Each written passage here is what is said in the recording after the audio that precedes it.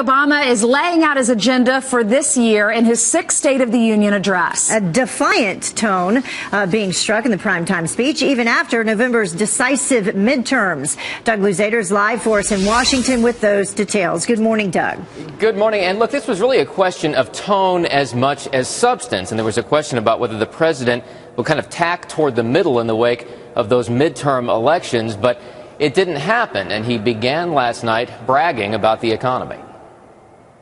America, for all that we have endured, for all the grit and hard work required to come back, for all the tasks that lie ahead, know this: the shadow of crisis has passed, and the State of the Union is strong.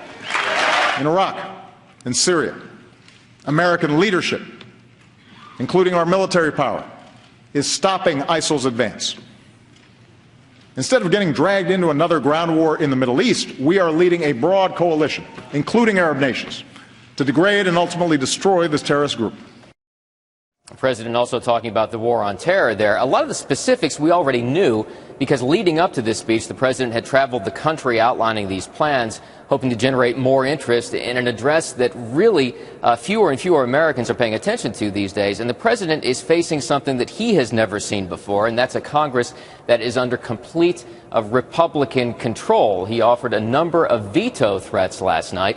As for the Republican response, that was delivered by freshman Iowa Senator Joni Ernst.